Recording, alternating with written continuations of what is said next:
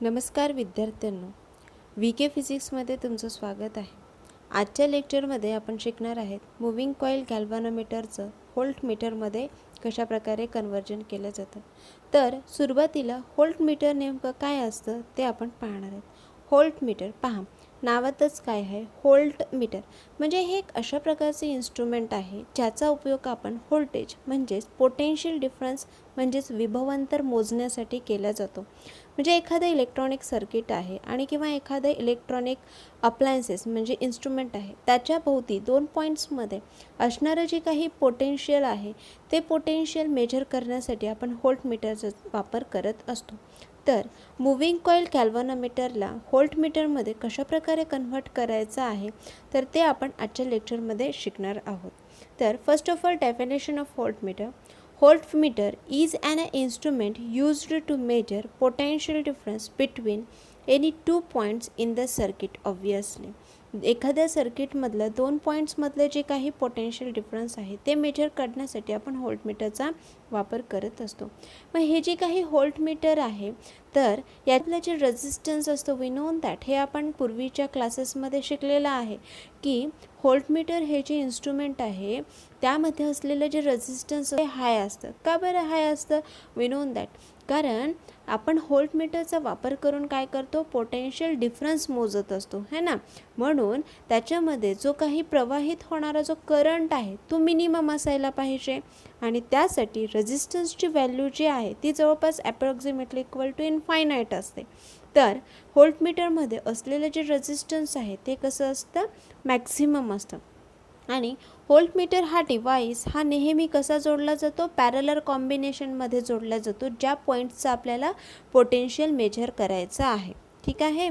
तर आता आपल्याला पाहायचं आहे की मूव्हिंग कॉईल गॅल्व्हनोमीटरचं व्होल्टमीटरमध्ये कशाप्रकारे कन्व्हर्जन केलं जातं. तर आपण सर्किट डायग्राम पाहूया. तर या सर्किट डायग्राममध्ये पहा, we have to in this circuit diagram जसं की मी तुम्हाला सांगितलं व्होल्टमीटर आहे, मूव्हिंग कॉईल गॅल्व्हनोमीटरचं व्होल्टमीटरमध्ये कन्व्हर्जन करायचं आहे. त्यावेळेस आपण एक ठराविक व्हॅल्यूचं रेझिस्टन्स हे गॅल्व्हनोमीटरला सिरीज कॉम्बिनेशनमध्ये जोडत असतो जेणेकरून त्याचं कन्व्हर्जन व्होल्टमीटरमध्ये होतं. तर सर्किट डायग्राममध्ये पहा, जी काय आहे this is the resistance of the galvanometer. त्यानंतर आर काय आहे, high resistance connected in a series with the galvanometer. Obviously गॅल्व्हनोमीटरला जे आपण रेझिस्टन्स जोडले ते रेझिस्टन्स आहे. त्यानंतर व्ही काय आहे, पोटेन्शियल डिफरन्स आहे. ठीक आहे, अक्रॉस म्हणजे ज्या पॉईंट भोवती आपल्याला काय करायचं आहे, पोटेन्शियल मोजायचं आहे ते. त्यानंतर आय जी हे काय आहे, current flowing through the galvanometer आहे. ठीक आहे. तर this is the diagram of the moving coil, conversion of the moving coil galvanometer into the voltmeter. व्होल्टमीटरचं म्हणजे मूव्हिंग कॉईल गॅल्व्हनोमीटरचं व्होल्टमीटरमध्ये कशाप्रकारे कन्वर्ट करायचं आहे त्यासाठी ही सर्किट डायग्राम आहे. यानंतर आपण त्याचं इक्वेशन पाहणार आहेत की कशाप्रकारे हा जो काही आपण सिरीजमध्ये रेझिस्टन्स जोडतो आहे गॅल्व्हनोमीटरला त्याचं व्होल्टमीटरमध्ये कन्व्हर्जन करण्यासाठी, तर ते आपण पाहणार आहोत. ठीक आहे. तर दिस इज अबाउट इट.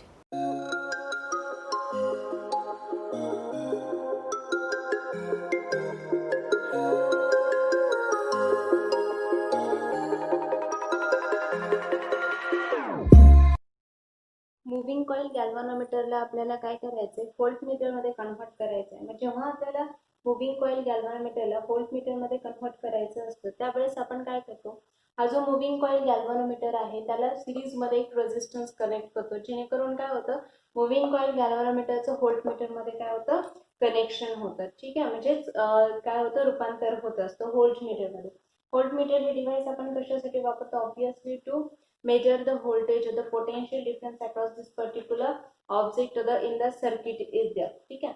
त्याच्यामध्ये पहा आपण काय केलेलं आहे, तर this is the circuit diagram for the conversion of the moving coil galvanometer into the voltmeter. आता पहा, ज्यावेळेस आपण सिरीज कॉम्बिनेशन घेतो, सिरीज कॉम्बिनेशन घेतल्याच्या नंतर हे जे काही कंपोनंट्स यूज केलेले आहेत त्या कंपोनंट्स म्हणजे सपोज आपण हा रेझिस्टन्स आपण शिकलेला आहे, सिरीज कॉम्बिनेशन शिकलेला आहे है ना. तर हा प्रत्येक रेझिस्टन्सच्या अक्रॉस, प्रत्येक कंपोनंटच्या अक्रॉस असलेलं जे पोटेन्शियल आहे ते पोटेन्शियल कसं असतं, डिफरंट असतं है ना. मग टोटल पोटेन्शियल जेव्हा आपण काढत असतो त्यावेळेस काय करतो, ह्या दोन्हीही पोटेन्शियलची ऍडिशन करतो. मग आपल्याला मिळणारं काय होतं, टोटल पोटेन्शियल मिळतं. मग तसंच आपण काय केलेलं आहे, हा काय केला, एक सर्किट तयार केलं. या सर्किटमध्ये पहा, हा गॅल्व्हॅनोमीटर एक आहे आणि हा रेझिस्टन्स, दोन्ही कसे केलेत आपण सिरीज कॉम्बिनेशन मध्ये जोडलेले आहेत. सिरीज कॉम्बिनेशन असल्यामुळं हा काय अक्रॉस दिस गॅल्व्हॅनोमीटर त्याचं जे पोटेन्शियल आहे ते वेगळं असणार आहे, अक्रॉस दिस रेझिस्टन्स पोटेन्शियल वेगळं असणार आहे. टोटल पोटेन्शियल जे आहे ते कसं येईल, मग total potential V is equal to काय मिळेल आपल्याला, ऑब्विसली VG प्लस काय करता येईल, VR करता येईल. म्हणजे VG काय आहे तुमचा, VG काय आहे तर ऑब्विसली हा काय आहे, पोटेन्शियल डिफरन्स अक्रॉस दी गॅल्व्हॅनोमीटर आहे. ठीक आहे. आणि त्याच्यानंतर VR काय आहे, पोटेन्शियल डिफरन्स अक्रॉस रेझिस्टन्स आहे. ठीक आहे. मग आता आपण हा काढणार आहे, काय आहे, दिस इज द. मग मला एक सांगा, according to the Ohm's law we know that V is equal to काय असतं, I इंटू R असतं. मग यावरनं आपण काय करू शकतो, we have to find out the whatever there is the potential across this. मग फ्रॉम दिस डायग्राम मध्ये according to the Ohm's law we have to find out this is the VG is equal to काय मिळेल तुम्हाला, current pass होणारा, current तर same असणार आहे, G मध्ये आणि R मध्ये करंट सेम असणार आहे, म्हणून करंट I आला आपला. ठीक आहे. त्यानंतर Gचं रेझिस्टन्स म्हणजे गॅल्व्हॅनोमीटरचं रेझिस्टन्स कन्सिडर करा, G आहे, सपोज हे सेकंड नंबर द्या. नंतर काय आहे तुमचा VR म्हणजे पोटेन्शियल अक्रॉस दिस रेझिस्टन्स आहे, तो काढा. मग आता रेझिस्टन्स R आहे, यामध्ये पास होणारा जो करंट आहे तो करंट काय असेल, IG किंवा I, असं आपण IG घेऊया. ठीक आहे. त्याच्यामध्ये पास होणारा जो करंट आहे तो सुद्धा किती असणार आहे, IGच असणार आहे, सेम करंट असणार आहे. ठीक आहे. आणि त्यानंतर त्याचे रेझिस्टन्स काय आहे, R आहे. थर्ड इक्वेशन, हे दोन्हीही इक्वेशन जे आहेत काय करा, याच्यामध्ये पुटअप करा. आपल्याला काय मिळतं पहा बरं, काय मिळतं, हा काय आहे, total potential difference V is equal to, VG ची व्हॅल्यू काय आली तुमची, ही IG है ना, I इंटू G प्लस काय आहे तुमची हे IG इंटू R, यातनं IG कॉमन काढा, हा IG कॉमन आला, रिमेनिंग काय राहिलं तुमचं, हा G प्लस काय राहिलं, R राहिलेला आहे. ठीक आहे. मग आता काय करा, तुम्हाला फाइंड आउट काय करायचे, G, हा V इज इक्वल टू, तर त्यानंतर मग आपण कॅल्क्युलेट करू शकतो, हा काय आला, G plus R is equal to काय लिहिता येईल तुम्हाला, V अपॉन IG, म्हणजे हा IG जो आहे तुम्ही इकडे घेऊन गेलात. त्यानंतर काय होईल सांगा, आपल्याला G फाइंड आउट करायचं आहे, तर G इज इक्वल टू हा काय आहे, V अपॉन IG आणि मायनस काय होईल, हा R. म्हणजे आपल्याला मिळणारा जो फॉर्म्युला आहे तो फॉर्म्युला आपल्याला काय मिळतोय, G इक्वल टू म्हणजे गॅल्व्हॅनोमीटरचं पण फाइंड आउट करता येतं, तसंच we have to find out this is the R is equal to काय लिहिता येईल, हा V अपॉन काय येईल, IG मायनस काय लिहिता येतं, G. ठीक आहे. This is the formula. यावरनं तुम्ही इथे काय करू शकता, रेझिस्टन्स G पण काढू शकता आणि तसंच आपण काय करू शकतो, we have to find out the R म्हणजेच रेझिस्टन्स सुद्धा आपण कॅल्क्युलेट करू शकतो. ठीक आहे.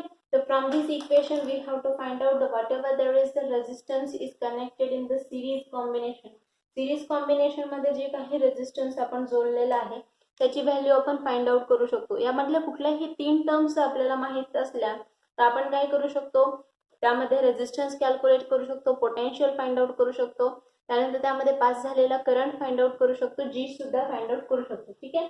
So this is the equation for the R while we are convert this moving coil galvanometer into the कशामध्ये कन्व्हर्ट करायला तर आपण व्होल्ट मीटर मध्ये. ठीक आहे.